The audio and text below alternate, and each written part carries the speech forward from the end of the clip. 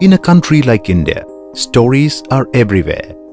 Every destination has a story to tell, and every nook and corner has its own tale to share. But there are some places that stand out tall among the rest, where the congruence of history, mythology, and local legend has given birth to stories of epic proportions. Wayanad, it seems, is such a place, and for the next few minutes, we will explore as much of it as we can. Wayanad is a district located in the northeast of the Indian state of Kerala, in the southernmost tip of the Deccan Plateau. The literal translation of Wayanad is Vayal Nad, or the land of paddy fields. It is well known for its dense virgin forests, majestic hills, flourishing plantations, and a long-standing spice trade. Wayanad is also called the home of monsoons. The cool highland climate is often accompanied by sudden outbursts of torrential rain and rousing mists that blanket the landscape. But before we get to the hills, forests, or paddy fields, we have to make our way across the primary access to Wayanad, the infamous highway called Thamarasheri Churam. This highland pass is quite formidable, with 9 hairpin bends sandwiched between a scenic mix of evergreen forest, misty peaks, streams and waterfalls. Wayanad is landlocked by the Calicut, Malappuram and Kannur districts of Kerala, the Kodagu, Mysore and Chamarajanagar districts of Karnataka, and the Nilgiris of Tamil Nadu. Even though it has multiple access routes through its forests like the Kudalur entry from Tamil Nadu and Gundalpet route from Karnataka, the Thamarasheri Churam is definitely the most popular route. It leads us directly to Lakadi, the gateway to Wayanad, and one of the highest points in the district. Wayanad is centered upon 3 major towns, Mananthavadi, Sultan Batheri and the district headquarters Kalpetta, but it is Lakadi that is of primary interest, thanks to a story that can be traced back to the colonial era, to a time when a relatively young East India Company had started exerting its influence. The local legend speaks of Karintantan, a tribesman of Paniya clan of Wayanad. Back in those days, Lakadi was a secret route to Wayanad, known only to the local tribes. The British wanted to seek out a passage to Wayanad, and it was Karintantan who provided them with this knowledge.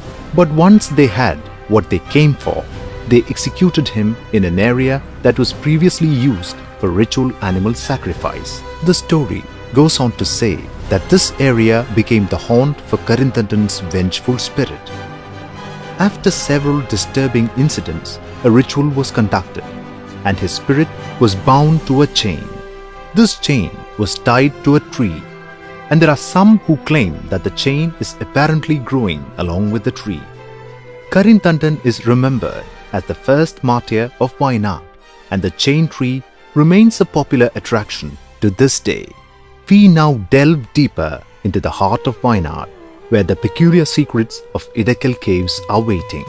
Idakal is a prehistoric rock shelter formed naturally out of a strange disposition of 3 huge boulders. The name Idakal itself means a stone in between. High above on these fateful rocks, our ancestors left their immortal marks that have stood the test of time. The Idakal cave paintings are remarkable in their sheer scale and complexity, but their origins are still shrouded in mystery.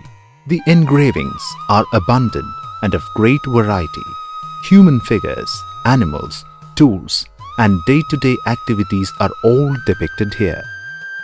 The presence of engravings in many different languages is a clear indication that these caves were inhabited by different groups of people at different points in history. All the more astounding is the fact that some of these paintings date back to 6000 BC, the age of the Stone Age man. The engravings are not the only attractions at Idakal. The Muniyaras, or ancient burial sites that have been discovered in these hills, have yielded a rich collection of ancient earthenware and pottery. From Idakal, we turn our attention to probably the richest collection of historical artifacts in Wayanad, the Wayanad Heritage Museum at Ambalavayal. The museum is one of the best and the most well-maintained in Kerala, with exhibits that were sourced almost exclusively from Wayanad. It houses several galleries, each representing a specific portion of Wayanad's rich history. Veera Smriti, or the Hero's Tribute, is a collection of hero stones or Veera Kalla that were found in the forests of Wayanad. They are remnants of a dangerous tradition of tiger and leopard hunting that existed in Wayanad almost 1,000 years ago. The successful hunters were immortalized with their own hero stone. Warriors who protected traders from bandits and robbers were also worthy of a hero stone. Deva Smriti is dedicated to the gods and deities of Wayanad. The sculptures are mostly of Hindu and Jain origin. Some of them show influences from the powerful Vijayanagara Empire, particularly a 14th century idol of Lord Sri Rama, which was recovered from a pond. The Gotra Smriti section houses exhibits from Wayanad's tribal customs. They are items associated with the day-to-day life and activities of the tribal clans. These include woven baskets and containers, nets used for trapping birds, and even blow guns to catch fish.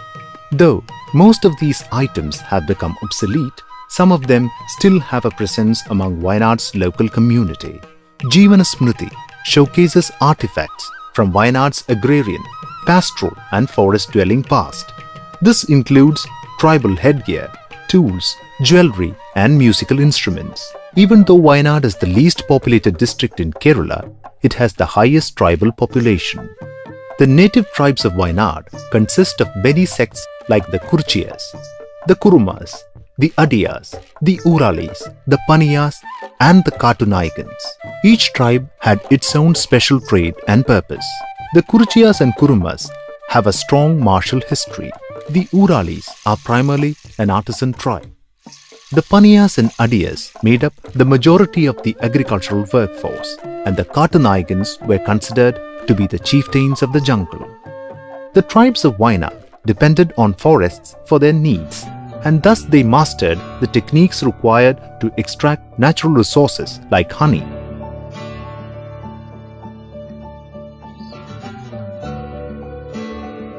Medicinal plants,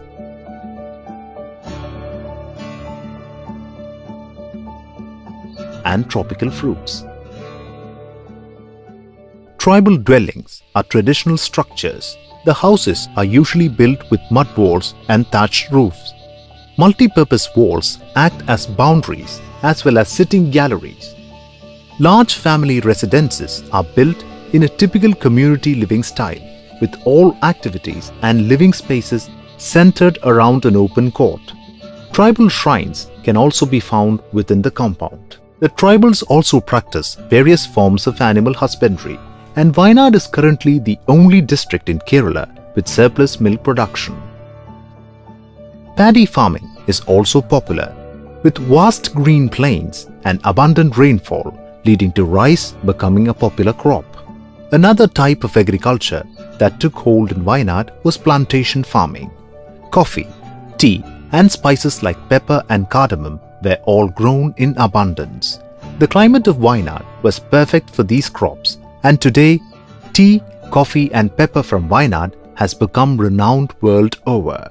The Jains who migrated to Wayanad from Karnataka were one of the chief participants in plantation farming. There are several Jain temples in Wayanad, including the one at Sultan Batteri, which is believed to be 800 years old. Wayanad is still considered to be a major center for Jainism in Kerala. Other religions have also thrived in Wayanad, Hinduism being the oldest and the most widespread. There are numerous Hindu temples in Wayanad, one of which is the ancient temple of Tirunelli, which is located in the Brahmagiri hills and dedicated to Lord Vishnu. It is surrounded by dense forests and is believed to have been an important pilgrimage center even as far back as 962 AD. The holy mountain stream Papanashini is located close to the temple and is said to wash away the sins of a lifetime. The Shiva temple at Trishalleri is intrinsically linked with Tirunelli. In fact, holy rituals performed at Tirunelli are considered complete only after an offering is made at Trishalleri. Valliyur is another ancient temple that is of particular importance to the tribes of Wayanad. Indeed, the annual festival, held over 14 days, is one of the biggest events held in Wayanad.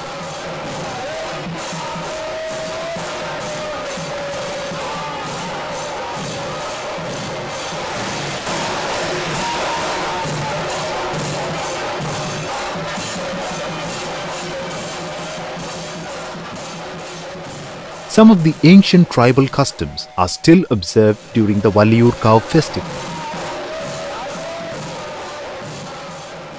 The influence of Muslim Kingdom of Mysore and the flourishing trade links with the Arabs led to strong Islamic presence in Wayanad. Though there are several mosques in Wayanad, the 400-year-old Koro Mosque is perhaps the most unique. Unlike the traditional Persian architecture that is seen in most Islamic centers, this mosque is built in traditional Kerala style. Kalpetta Mosque is another of Wayanad's oldest mosques at over 300 years old. Christianity made its entrance towards the late 19th century and has had a strong presence ever since.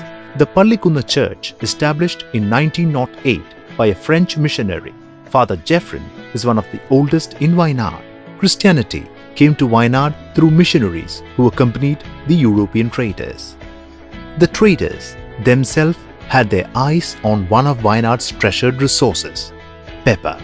It was considered to be one of the most valuable commodities of the time, and it brought merchant ships from many distant lands to the shores of Kerala. Vasco da Gama and his Portuguese fleet came first, followed by the Dutch, the French, and finally the British, which eventually led to the establishment of East India Company and 200 years of colonial rule. The major supply of this valuable resource came from the slopes of Wayanad. The British conquest of Wayanad was by no means an easy task. Wayanad was at that time part of the Kingdom of Mysore, ruled by Tipu Sultan, one of the most formidable battle commanders in Indian history. Tipu's wars against British are famous for their sheer ferocity and his ingenuity in battle, but he was eventually defeated by the better armed British forces. As part of his surrender, Wayanad was handed over to the British. But even though Tipu surrendered, the local rulers of Wayanad were in no mood to cooperate with the East India Company. They launched a staunch offensive under the leadership of one of Kerala's foremost heroes, the man they call the Lion of Kerala, Veera Keralavarma Parshi Raja. Even though the Sepoy Rebellion of 1857 is widely regarded as the first open offensive against British rule, Parshi's wars for Wayanad predate those events. Parshi Raja was the king of the Kottayam royal family, and he was ready to fight for the land that he claimed as his birthright. Parshi used the unpopularity of British rule against them and rallied the Nayars and tribes of Wayanad to his cause. Apart from being fearsome warriors, the tribal clans knew their own land better than anyone else, giving them an advantage in Parshi's brand of guerrilla warfare. But he was eventually outnumbered, and on November 30th, 1805, he was surrounded by British army and shot dead. With his demise, Wayanad finally fell into the hands of the British. In a land of such historic wealth and natural beauty, it is no surprise that tourism has emerged as a productive industry. With the strong backing of Wayanad DTPC, Wayanad has reinvented itself to become a wholesome tourist destination with attractions catering to a variety of tastes. Initiatives like Priyadarshini Tea Environs, which is a tea plantation, tea museum and adventure resort rolled into one, and Karlad Lake, which has been transformed into a full-blown adventure and camping spot, has definitely helped to drive up Wayanad's profile in tourism circles. In fact, Wayanad has a wide array of outdoor activities to pursue. Trekking routes at Chempra Peak, the highest peak in Wayanad at 2050 meters, Priyadarshini and Pakshi Padalam are quite popular. Camping trips can also be arranged at Priyadarshini, Karlad Lake or with the Forest Department. Karlad also offers zipline, zorbing and kayaking along with boating. Boating is available at the charming Pukod Lake or the majestic Banasura Sagar Dam. which is the largest earthen dam in India. The Karapura Dam is worth a visit for the sheer visual appeal. The major water bodies of Wayanad are the mighty Kabani River and its tributaries, the Panamaram, Manandavadi and Tirunelli rivers. Wildlife safaris are quite popular in Wayanad. The scarcity of water in the summer leads to many animals migrating to Wayanad's abundant water sources from nearby areas, which means animal sightings are a very real possibility. The Muthanya and Tolpatti wildlife sanctuaries are the most popular for this experience. Tigers, elephants, flying squirrels and peacocks are some of the main attractions here. Wayanad is home to many waterfalls that make ideal picnic spots like Kandanpara, Sujipara, Meenmutti waterfalls.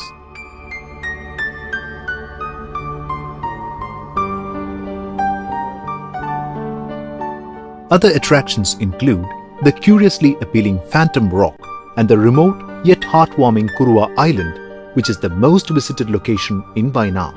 The traditional strength of agriculture and the most recent progress in tourism has led to an overall development of Wayanad. Though the rustic charm is ever present, the district now has an agricultural research station, a veterinarian college and an international cricket stadium.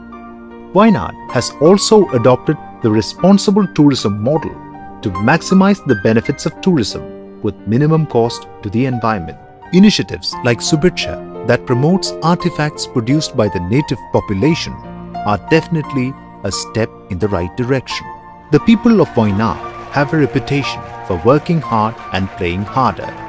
Football and tug-of-war tournaments are very popular and are fiercely contested. By spending enough time with these people, it becomes increasingly obvious that the strongest bond they have is with the land that gives them plenty. The spirit of Wayanad lies in its historical, cultural and natural treasures. It is the abode of age-old legends and fallen heroes, where the first vines of history, superstition and wild adventure sprouted and took hold. Here, the dawn of civilization burst through with its first golden rays and has kept shining for an eternity. Wayanad, it seems, is a blessed land in many ways. And when in Wayanad, we too can share in its blessing.